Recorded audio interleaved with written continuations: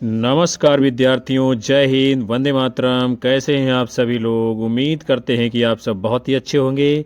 दीपक लक्ष्य YouTube platform पर आप सभी लोगों का हार्दिक स्वागत और अभिनंदन है।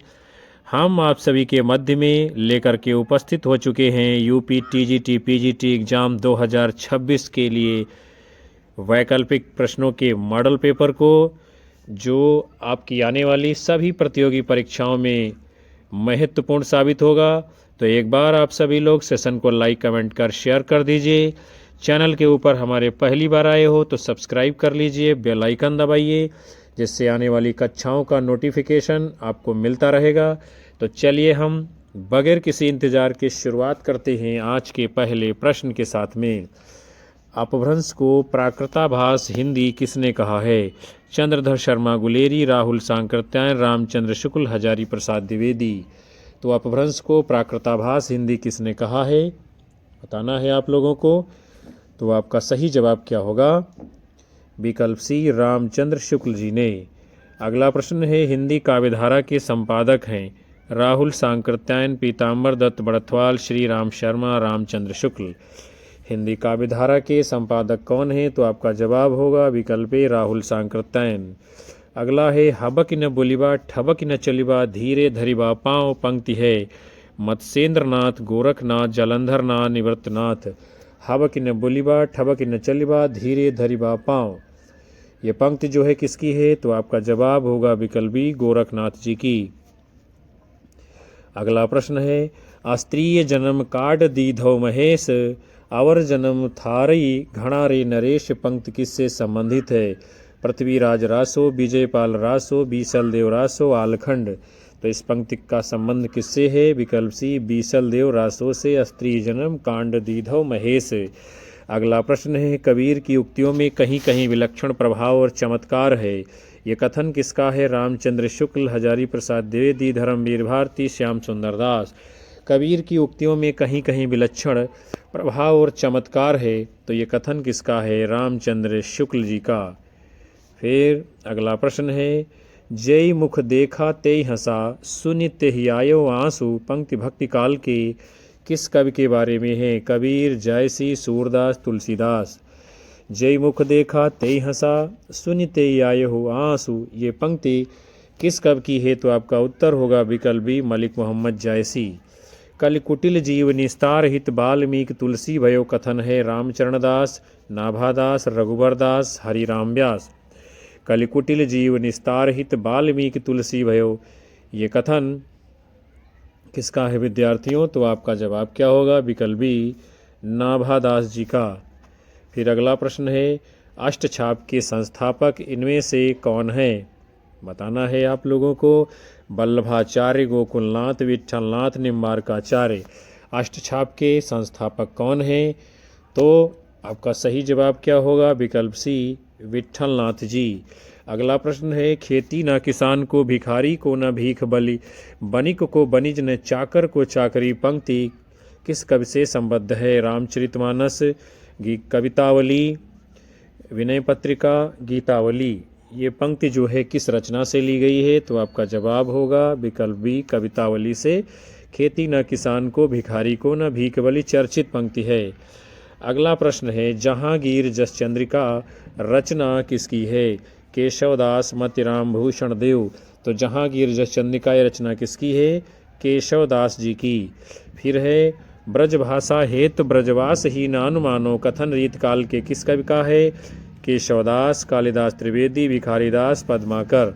तो ब्रजभाषा हेतु ब्रजवास ही न अनुमानो, कथन रीत काल के ये किस कवि का है? तो आपका जवाब होगा विकल्प सी, यानी कि किसका कथन है ये? भिखारीदास जी का। आगे बढ़ते हैं। अगला प्रश्न है, देव की ध्वनि संवेदनशीलता समूचे रीत काल में अप्रतिम है। नगेंद्र, विश्वनाथ प्रसाद मिश्र, बच्चन सिंह, रामस्वरूप चतुर्वेदी। ये कथन किसका है? देव की ध्वनि संवेदनशीलता समूचे रीतिकाल में अप्रतिम है। तो आपका जवाब क्या होगा? विकल्प डी, रामस्वरूप चतुर्वेदी। अगला प्रश्न है, हिंदी के बारे में ये कथन किसका है? रस्मो रिवाज भाषा का दुनिया से उठ गया।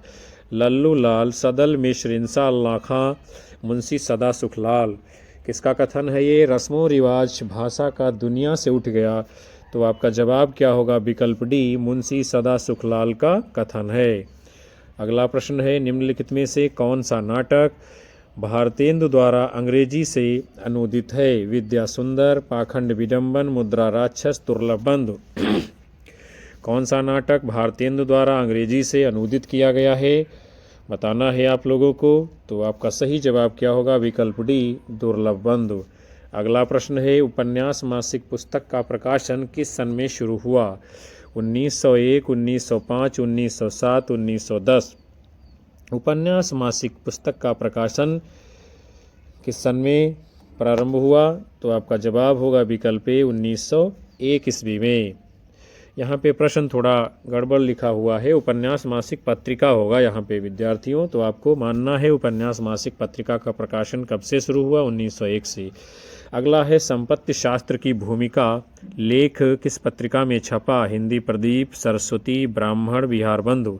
संपत्ति शास्त्र की भूमिका लेख किस पुस्तक में छपा है? तो आपका जवाब होगा विकल्प बी, यानी सरस्वती पत्रिका में। अगला प्रश्न है, भारत भारती लिखने में उर्दू के किस ग्रंथ की प्रेरणा थी? गुले नगमा, दीवाने मीर, दीवाने गाली, मुसद्दसे हाली। तो भारत भारती लिखने में उर्दू के किस ग्रंथ की प्रेरणा ली गई है? आपका उत्तर होगा विकल्प डी, मुसद्दसे हाली। फिर है, छायावाद स्थूल के प्रति सूक्ष्म का विद्रोह, ये स्थापना किसकी है? नंद दुलारे वाजपेयी, नगेंद्र, रामविलास शर्मा, नामवर सिंह। छायावाद स्थूल के प्रति सूक्ष्म का विद्रोह है, ये परिभाषा है डॉक्टर नगेंद्र जी की। अगला प्रश्न है, प्रेम का पयोधि तो उमड़ता है सदा ही निस्सीम भू पर, ये पंक्ति किस छायावादी कवि की है? प्रसाद, पंत, निराला, महादेवी वर्मा। प्रेम का पयोधि तो उमड़ता है सदा ही निस्सीम भू पर, ये पंक्ति किस छायावादी कवि की है? तो आपका जवाब होगा विकल्प सी, यानी कि निराला जी की पंक्ति है।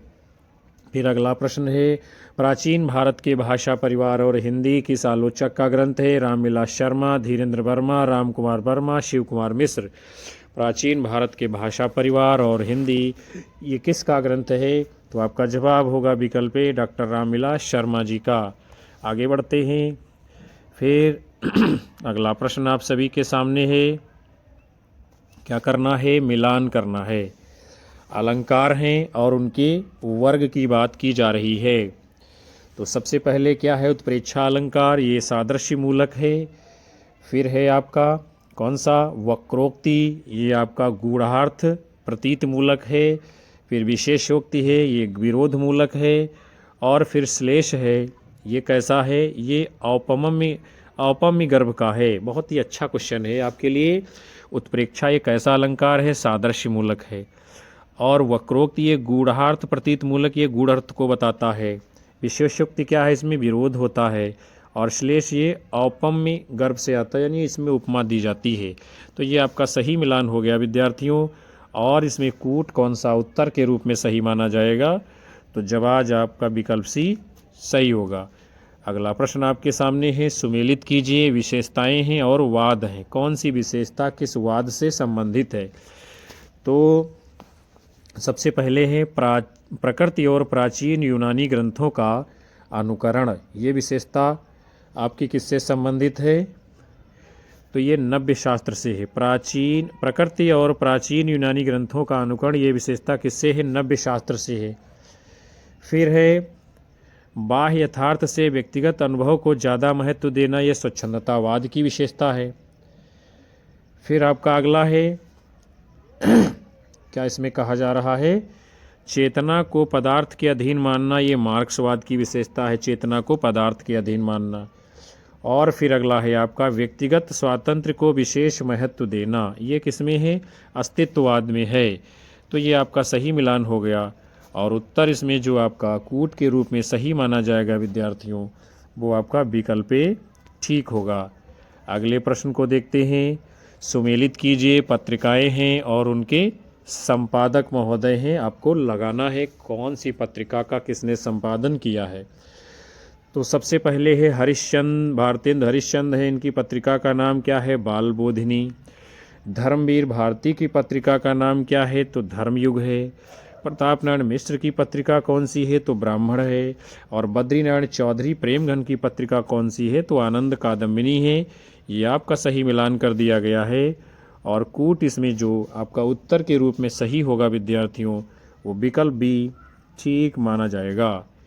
अगला प्रश्न आप सभी के सामने है, सुमेलित करना है, काव्य कृतियाँ हैं और उनके रचनाकार हैं। देखते हैं हम लोग। सबसे पहले है भूरी भूरी खाक धूल। भूरी भूरी खाक धूल ये रचना किसकी है? गजानन माधव मुक्तिबोध की। फिर है गंगा तट, ये रचना किसकी है? ज्ञानेंद्र पथ की गंगा तट। गा से गंगा, गा से ज्ञानेंद्र, आप इस तरीके से याद रख सकते हैं। फिर है स्त्री मेरे भीतर, ये रचना किसकी है? स्त्री मेरे भीतर, तो ये रचना है पवन किरण की, स्त्री मेरे भीतर। फिर है इस पौरुषपूर्ण समय में, ये जो है काव्य कृति किसकी है? इस पौरुषपूर्ण समय में, तो ये है कात्यायनी जी की। मोस्ट इम्पॉर्टेंट ये रचनाएं हैं। भूरी भूरी खाक धूल ये मुक्तिबोध की है। गंगा तट ज्ञानेंद्र पथ की है। गा से गंगा, ज्ञा से ज्ञानेंद्र। स्त्री मेरे भीतर ये पवन किरण की काव्य कृति है। और इस पौरुषपूर्ण समय में कात्यायनी की रचना है। ये आपका सही मिलान हो गया। और कूट जो उत्तर के रूप में आपका सही माना जाएगा विद्यार्थियों, वो कौन सा जवाब होगा इस प्रश्न के लिए? तो विकल्प डी ठीक जवाब माना जाएगा। फिर अगले प्रश्न को देखते हैं हम लोग। सुमेलित कीजिए, आलोचनात्मक पुस्तकें हैं और उनके लेखक हैं, आपको मिलान करना है। तो देखते हैं, सबसे पहले है कविता के नए प्रतिमान। ये रचना किसकी है? कविता के नए प्रतिमान, तो ये है नामवर सिंह जी की। फिर है आलोचना के मान। आलोचना के मान ये पुस्तक किसकी है? शिवदान सिंह चौहान की। फिर है नई कविता के प्रतिमान, ये पुस्तक किसकी है? लक्ष्मीकांत वर्मा की। फिर साहित्य का नया परिप्रेक्ष्य, ये रचना किसकी है? तो ये है आपके रघुवंश जी की। ये आपका सही मिलान हो गया। और कूट इसमें कौन सा सही होगा उत्तर के रूप में आपका? तो जवाब होगा आपका विकल्प सी माना जाएगा। फिर अगला प्रश्न है, सुमेलित कीजिए, इतिहास ग्रंथ हैं और उनके लेखक हैं। देखते हैं हम लोग। सबसे पहले कौन सा है? हिंदी साहित्य का दूसरा इतिहास, तो ये पुस्तक किसकी है? डॉक्टर बच्चन सिंह जी की। फिर है हिंदी साहित्य का उद्भव और विकास, ये पुस्तक किसकी है? हजारी प्रसाद द्विवेदी जी की। फिर है हिंदी साहित्य का आलोचनात्मक इतिहास, किसकी है? डॉक्टर राम कुमार वर्मा की। हिंदी साहित्य का आधा इतिहास किसकी है? सुमन राजे की। आपका सही मिलान हो गया। और कूट इसमें जो आपका सही होगा विद्यार्थियों उत्तर के रूप में, और जवाब आपका होगा विकल्प सी, राइट आंसर। फिर आगे बढ़ते हैं। इन प्रश्नों के माध्यम से हमारा एकमात्र उद्देश्य है विद्यार्थियों, आपको कम समय में और एक प्रश्न में अधिकतम जानकारी उपलब्ध कराना, जो आपके परीक्षा के लिए बेहद ही महत्वपूर्ण है। अगला प्रश्न है, निबंध संग्रह हैं और उनके लेखक हैं। देखते हैं हम लोग। सबसे पहले है त्रिशंकु, ये निबंध संग्रह किसका है? अज्ञे जी का। फिर है ठेले पर हिमालय, ये निबंध संग्रह किसका है? धर्मवीर भारती जी का। फिर है कस्तूरी मृग, ये जो है निबंध किसका है? कस्तूरी मृग, तो ये है शिव प्रसाद सिंह जी का। फिर है शब्द और स्मृति, ये निबंध संग्रह किसका है? तो ये है निर्मल वर्मा जी का। आपका सही मिलान कर दिया गया है। और कूट कौन सा आपका उत्तर के रूप में आएगा जवाब? वो होगा विद्यार्थियों विकल्प डी, राइट आंसर आपका। फिर अगला प्रश्न है, सुमेलित कीजिए, नाटककार हैं और उनके नाटकों को हम लोगों को क्रम से लगाना है। तो देखते हैं हम लोग। सबसे पहले क्या है? मीराकांत हैं। मीराकांत जी का नाटक कौन सा है बताना है आप लोगों को। तो मीराकांत का नाटक है ईहा मृग। फिर है कुसुम कुमार, कुसुम कुमार का नाटक कौन सा है? दिल्ली ऊंचा सुनती है। फिर है मृणाल पांडे, मृणाल पांडे का नाटक कौन सा है? जो राम रचि राखा। फिर है ठहरा हुआ पानी, ये किसका है? शांति मेहरोत्रा का। तो मीराकांत का ईहा मृग, कुसुम कुमार का दिल्ली ऊंचा सुनती है, मृणाल पांडे का जो राम रचि राखा, शांति मेहरोत्रा का ठहरा हुआ पानी। ये आपका सही मिलान हो गया। और इसमें जो कूट आपका उत्तर के रूप में सही होगा विद्यार्थियों, तो वो कौन सा जवाब होगा? विकल्प सी ठीक आंसर होगा। अगला प्रश्न आप सभी के सामने है, सुमेलित कीजिए, काव्य शास्त्री और उनकी कृतियों को आप लोगों को मिलान करना है। काव्य शास्त्रियों की कृतियों को आपको क्या करना है, मिलान करना है। तो चलिए हम लोग देखते हैं। सबसे पहले है I.A. रिचर्ड्स, इनकी पुस्तक का नाम है the philosophy of rhetoric, I.A. Richards की पुस्तक है। फिर उसके बाद में विलियम सैम्पसन, इनकी रचना का नाम क्या है, 7 टाइम्स ऑफ एम्बिग्विटी। फिर उसके बाद में है जॉन क्रो रैनसम, इनकी रचना का नाम क्या है, गॉड विदाउट थंडर। फिर हैं एलन टेट की रचना का नाम क्या है, on the limits of poetry. I.A. Richards की पुस्तक का नाम है the philosophy of rhetoric. William Sampson की पुस्तक है 7 times of ambiguity. John Crowe Ransom की है God without thunder. Allen Tate की है on the limits of poetry. ये आपका सही मिलान हो गया। और कूट के रूप में आपका जवाब कौन सा सही होगा विद्यार्थियों इस प्रश्न में, तो विकल्प भी आपका सही उत्तर होगा। फिर अगला प्रश्न है, सुमेलित कीजिए। काव्य शास्त्री आचार्य हैं और उनकी कृतियों को आपको मिलान करना है, सही क्रम में लगाना है। तो सबसे पहले हैं राजशेखर की रचना का नाम क्या है, तो इनकी रचना है राजशेखर की काव्य मीमांसा। अभिनव गुप्त जी की रचना कौन सी है, तो अभिनव गुप्त की है ध्वन्यालोक लोचन। भोजराज की रचना कौन सी है, सरस्वती कंठाभरण। रामचंद्र गुणचंद्र की रचना कौन सी है, नाट्य दर्पण। ये आपका सही मिलान हो गया है। और कूट आपका कौन सा सही होगा उत्तर के रूप में, जो आपका जवाब है विद्यार्थियों वो कौन सा होगा, विकल्प राइट आंसर माना जाएगा। आगे बढ़ते हैं हम लोग। फिर अगला प्रश्न है, आल्हा किस ऋतु में गाया जाता है, वसंत ऋतु में, वर्षा ऋतु में, ग्रीष्म ऋतु में, हेमंत ऋतु में, बताना है आप सभी को। आल्हा किस ऋतु में गाया जाता है, तो क्या होगा आपका सही जवाब, आल्हा जो है वर्षा ऋतु में गाया जाता है। अगला प्रश्न है, आचार्य रामचंद्र शुक्ल ने हिंदी साहित्य का आविर्भाव किससे माना है, प्राकृत से, संस्कृत से, पाली से, प्राकृत की अंतिम अपभ्रंश अवस्था से। तो आचार्य शुक्ल ने हिंदी साहित्य का आविर्भाव कब से माना है, प्राकृत की अंतिम अपभ्रंश अवस्था से। अगला प्रश्न है, नाट्य वृत्तियों की संख्या कितनी मानी गई है, 5, 7, 4, 9। तो नाट्य वृत्तियों की संख्या कितनी मानी गई विद्यार्थियों, 4 मानी गई है। अगला प्रश्न है, रस निष्पत्ति के संदर्भ में अन्वितवाद की स्थापना किसने की है, भट्टलोल्लट, अभिनवगुप्त, शंकुक, भट्टनायक। तो रस निष्पत्ति के संदर्भ में अन्वितवाद की व्याख्या किसने की है, शंकुक जी ने। अगला प्रश्न है, साधारणीकरण आलम्बनत्व धर्म का होता है, ये मान्यता किसकी है, आचार्य विश्वनाथ, आचार्य नगेंद्र, अभिनवगुप्त, रामचंद्र शुक्ल।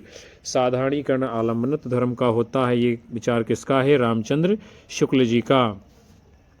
अगला प्रश्न है, रणमल्ल छंद नामक काव्य किसने रचा है, जगनी, श्रीधर, नरपतिनाल भट्ट, केदार।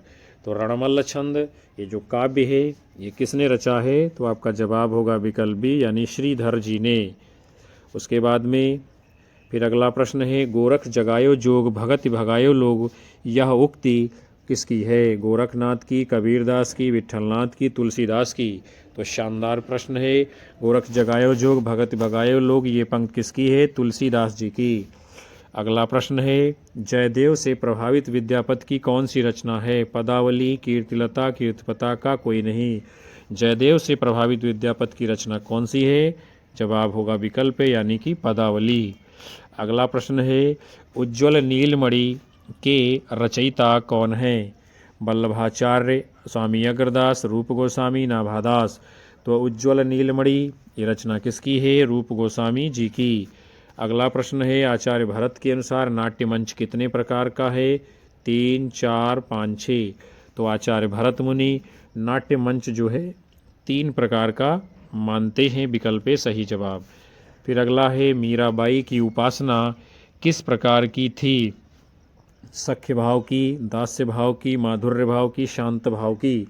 तो मीराबाई की उपासना कैसी है, माधुर्य भाव की।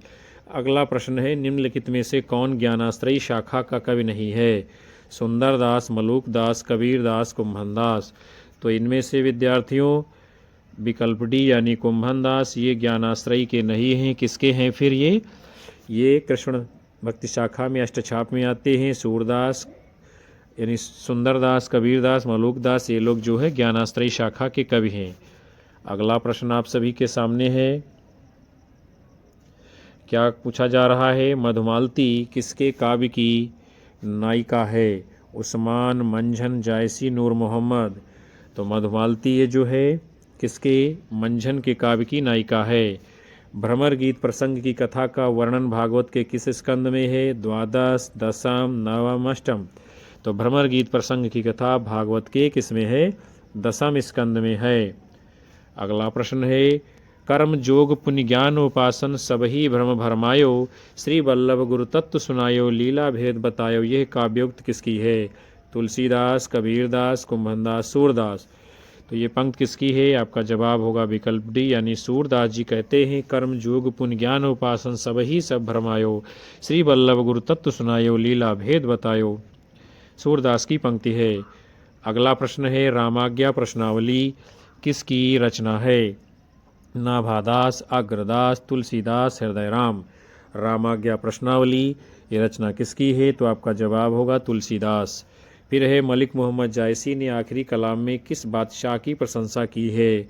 बाबर, शेरशाह, हुमायूं, जहांगीर। तो मलिक मोहम्मद जायसी ने आखिरी कलाम में किसकी प्रशंसा की है? विकल्प ए, यानी कि बाबर की। फिर आगे बढ़ते हैं हम लोग। अगला प्रश्न आप सभी के सामने है, सूरदास की किस रचना में अलंकारों और नायिका भेदों के उदाहरण प्रस्तुत करने वाले कूट पद हैं? बताना है आप सभी लोगों को क्या होगा इस प्रश्न का सही जवाब। तो सूरदास की रचना साहित्य लहरी में अलंकारों और नायिका भेदों का उदाहरण है। अगला है, रसखान किसके शिष्य थे? स्वामी हरिदास, गोस्वामी विठलनाथ, वल्लभाचार्य, गोविंद स्वामी। रसखान किसके शिष्य थे? तो आपका जवाब होगा विकल्प बी, गोस्वामी विठलनाथ जी के। फिर अगला प्रश्न है, शब्दार्थो सहितो काव्यम काव्य लक्षण के प्रणेता कौन है? दंडी, वामन, आनंदवर्धन, भामा। किसने कहा है शब्दार्थो सहितो काव्यम? तो आपका जवाब होगा विकल्प डी, भामा। फिर है, बिहारी लाल किस राजा के आश्रित कवि थे? महाराजा भाव सिंह, जसवंत सिंह, जय सिंह, महाराज देवी सिंह। तो बिहारी लाल ये किसके राजाश्रय में रहते थे? महाराजा जय सिंह के। फिर अगला प्रश्न है आपके सामने, अभिधा उत्तम काव्य है, मध्य लक्षणालीन, अधम व्यंजना रस विरस, उल्टी कहत नवीन। इस उक्ति में अभिधा, लक्षणा आदि शब्द शक्तियों का निरूपण किस रीति कवि ने किया है? मतिराम, कुलपति मिश्र, देव, सुखदेव मिश्र। तो ये पंक्ति किसकी है विद्यार्थियों? रीति निरूपण की, शब्द शक्तियों की। तो आपका सही जवाब क्या माना जाएगा? देव कवि की है, अभिधा उत्तम काव्य है।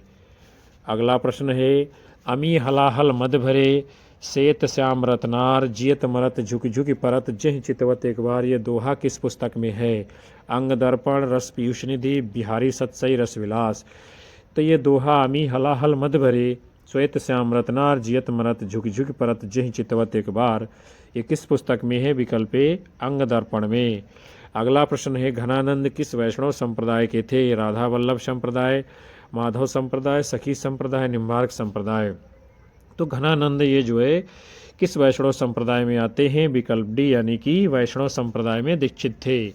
अगला प्रश्न है, अपनी कहानी का आरंभ ही उन्होंने इस ढंग से किया है जैसे लखनऊ के भाड़ घोड़ा को दाते हुए महफिल में आते हैं। आचार्य रामचंद्र शुक्ल ने ये मत किसके संदर्भ में कहा है? मुंशी सदा सुखलाल नियाज, सदल मिश्र, इंसाल लाखा, लल्लूलाल। तो ये कथन शुक्ल जी ने किसके विषय में कहा है? तो ये इंसाल लाखा के विषय में कहा है कि अपनी कहानी का आरंभ ही इन्होंने इस ढंग से किया है जैसे लखनऊ के भाड़ घोड़ा को दाते हुए महफिल में आ रहे हों। फिर अगला प्रश्न है, सखा श्री कृष्ण के गुलाम राधा रानी के ये पंक्ति किस कवि के बारे में है? घनानंद, भारतेंद्र हरिश्चंद्र, गोपाल चंद्र गिरधरदास, प्रेमघन। तो किसके बारे में ये पंक्ति है? आपका जवाब होगा विकल्प बी, भारतेंद्र जी के बारे में, सखा श्री कृष्ण के गुलाम राधा रानी के।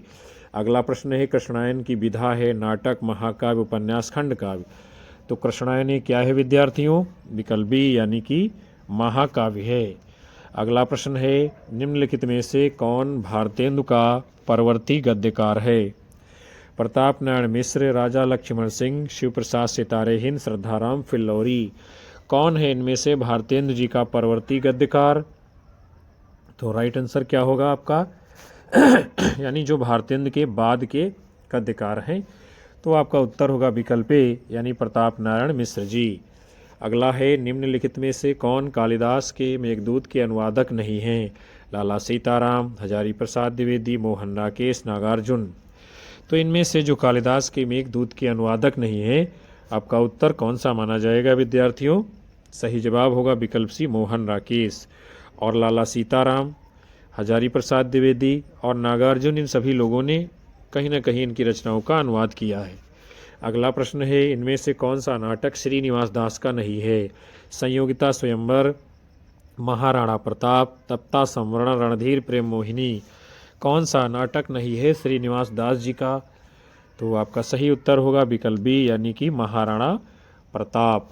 और संयोगिता स्वयंवर, तप्ता संवरण, रणधीर प्रेम मोहिनी, ये सभी नाटक लाला श्रीनिवास दास जी के हैं। अगला प्रश्न है भाग्यवती किस प्रकार का उपन्यास है? ऐतिहासिक, मनोविश्लेषणात्मक, तिलस्मी, अय्यारी, सामाजिक। तो भाग्यवती ये उपन्यास कैसा है? सामाजिक उपन्यास है। अगला प्रश्न है खड़ी बोली में लिखित हिंदी का प्रथम महाकाव्य है? लोकायतन, साकेत, परिप्रवास, कामायनी। तो खड़ी बोली हिंदी में लिखा गया प्रथम महाकाव्य कौन सा है? आपका जवाब होगा परिप्रवास। अगला प्रश्न है भारत भारती का रचना काल है 1909, 1910, 1911, 1912। तो भारत भारती का रचना काल क्या माना गया है? 1912 ईस्वी। फिर आपका अगला प्रश्न है साधारणीकरण और व्यक्ति वैचित्र्यवाद, ये जो है किसका निबंध है? रामचंद्र शुक्ल, हजारी प्रसाद द्विवेदी, रामविलास शर्मा, नंदुलारे वाजपेयी। तो साधारणीकरण और व्यक्ति वैचित्र्यवाद यह निबंध किसका है? रामचंद्र शुक्ल जी का। अगला प्रश्न है इस करुणाकलित हृदय में अब विकल रागिनी बजती है क्यों? हाहाकार स्वरों में वेदना असीम गरजती है, पंक्तियों के कवि हैं? सूर्यकांत त्रिपाठी निराला, हरिवंश राय बच्चन, जयशंकर प्रसाद, महादेवी वर्मा। तो ये पंक्तियां किसकी हैं? जयशंकर प्रसाद जी की। फिर अगला प्रश्न है रंग दर्शन की पुस्तक के लेखक कौन है? बताना है आपको। सीताराम चतुर्वेदी, बलवंत गुर्गी, नेमिचंद्र जैन, सुरेश अवस्थी। रंग दर्शन ये पुस्तक किसकी है? तो सही जवाब होगा विकल्प सी नेमिचंद्र जैन की। अगला प्रश्न है हिंदी जात की अवधारणा के प्रवर्तक हैं? रामचंद्र शुक्ल, रामविलास शर्मा, हजारी प्रसाद द्विवेदी, नगेंद्र। तो हिंदी जात की अवधारणा के प्रवर्तक कौन है? रामविलास शर्मा जी। अगला प्रश्न है निम्नलिखित में कौन गांधीवादी साहित्यकार नहीं है? उपेंद्र नाथ अश्क, प्रेमचंद, विष्णु प्रभाकर, जैनेन्द्र। कौन नहीं है गांधीवादी साहित्यकार इनमें से? तो आपका जवाब होगा उपेंद्र नाथ अश्क। और बाकी विष्णु प्रभाकर, प्रेमचंद, जैनेन्द्र ये गांधीवादी साहित्यकारों में गिने जाते हैं। फिर अगला प्रश्न है कुंतक ने वक्रोक्ति के कितने भेद माने हैं? 7, 4, 6, 2। तो कुंतक जी ने वक्रोक्ति के कितने भेद माने हैं? तो आपका जवाब होगा विकल्प सी यानी 6 भेद माने हैं। अगला है प्रतीकवादी आंदोलन का उदय कहाँ हुआ? Germany, France, England, Sweden. प्रतीकवादी आंदोलन का उदय कहाँ होता है? आपका फ्रांस में होता है। फिर अगला प्रश्न आप सभी के सामने है क्या करना है? सुमेलित करना है। कवि हैं और उनकी कविताएं हैं। देखते हैं हम लोग कौन सी कविता किसकी है। तो सबसे पहले सुभद्रा कुमारी चौहान, इनकी कविता कौन सी है? वीरों का कैसा हो बसंत। फिर महादेवी वर्मा की कविता कौन सी है? रश्मि है। फिर माखनलाल चतुर्वेदी की कविता कौन सी है? कैदी और कोकिला। भगवती चरण वर्मा की कविता कौन सी है? भैंसा गाड़ी। तो ये आपका मिलान हो गया। और कूट उत्तर के रूप में जो इसमें सही माना जाएगा विद्यार्थियों आपका विकल्प डी जवाब होगा। कौन सा? विकल्प डी। फिर अगला प्रश्न है पत्रिकाएं और उनके संपादकों को आप लोगों को मिलान करना है। तो सबसे पहले समालोचक है। समालोचक के संपादक कौन है? चंद्रधर शर्मा गुलेरी जी। फिर इंदु है। इंदु के संपादक कौन है? अंबिका प्रसाद गुप्त जी हैं। फिर अभ्युदय के संपादक कौन रहे हैं? मदन मोहन मालवीय जी। और प्रताप के संपादक कौन रहे हैं? तो प्रताप के संपादक कौन है विद्यार्थियों? आपके गणेश शंकर विद्यार्थी जी। ये आपका सही मिलान हो गया। और कूट के रूप में जो आपका उत्तर सही होगा इस प्रश्न के लिए वो विकल्प ए ठीक माना जाएगा आंसर आपका। अगला प्रश्न है, सुमेलित कीजिए। देखते हैं हम लोग, उपन्यासकार और उनके उपन्यासों का मिलान करना है। तो मन्नू भंडारी का उपन्यास कौन सा है? महाभोज है। कृष्णा सोबती जी का उपन्यास कौन सा है? तो ये है सूरजमुखी अंधेरे के कृष्णा सोबती। फिर है मृदुला गर्ग जी का उपन्यास कौन सा है? तो वो है चितकोबरा। मृदुला गर्ग का उपन्यास है चितकोबरा। फिर है प्रभा खेतान का उपन्यास कौन सा है? तो वो होगा छिन्नमस्ता। ये आपका सही मिलान है। और कूट के रूप में जो आपका उत्तर सही होगा इस प्रश्न के लिए वो विकल्प सी सही जवाब माना जाएगा। कौन सा? विकल्प सी। अगला है, आलोचना ग्रंथ हैं और उनके आलोचकों को आपको मिलान करना है। कौन सा इसमें सही है? तो सबसे पहले कौन सा ग्रंथ है? साहित्यालोचन। ये रचना किसकी है? श्याम सुंदर दास की है। फिर साहित्य समालोचना पुस्तक किसकी है? ये राम कुमार वर्मा की है, साहित्य समालोचना। फिर निराला की साहित्य साधना, ये पुस्तक किसकी है? डॉक्टर रामविलास शर्मा की है। उसके बाद में आलोचना आदर्श, ये पुस्तक किसकी है? तो रामा शंकर शुक्ल रसाल की है आलोचना आदर्श। ये आपका सही मिलान हो गया। और इसमें जो आपका कूट सही होगा विद्यार्थियों उत्तर के रूप में वो विकल्प ए ठीक होगा। अगला प्रश्न आप सभी के सामने है, सुमेलित कीजिए। पात्र हैं और उनके उपन्यासों के साथ में आपको मिलान करना है। तो देखते हैं हम लोग, सबसे पहले कौन है? जालपा। जालपा किस उपन्यास का पात्र है? तो ये गबन का है। फिर है वर्षा। वर्षा ये किस उपन्यास की पात्र है? तो ये है मुझे चांद चाहिए। फिर है मृणालिनी। ये मृणाल किस उपन्यास की पात्र है? तो ये त्यागपत्र उपन्यास की पात्र है मृणाल। उसके बाद में है सेल्मा। सेल्मा ये किस उपन्यास की पात्र है? तो ये अपने अपने अजनबी उपन्यास की पात्र है। आपका सही मिलान कर दिया गया है। और जो आपका कूट सही माना जाएगा इस प्रश्न में उत्तर के रूप में विद्यार्थियों, तो आपका जवाब होगा विकल्प ए ठीक होगा। अगला प्रश्न आप सभी के सामने है, सूची 1 का सूची 2 से मिलान करना है। यहाँ भी चरित्र हैं यानी पात्र हैं और किस काव्य में आए हैं ये आपको मिलान करना है, बताना है। तो सबसे पहले है मानव। कौन है? मानव। मानव ये आपका जो है किस रचना में आया हुआ है? तो मानव ये है कामायनी में। कामायनी का चरित्र है ये मानव। फिर है पुरुरुआ। पुरुरुआ किस में ये पात्र है, चरित्र है? तो ये है आपका उर्वशी में। फिर है युयुत्सु। ये किस में है? युयुत्सु ये है अंधा युग काव्य नाटक में। फिर राधा। राधा किस में है?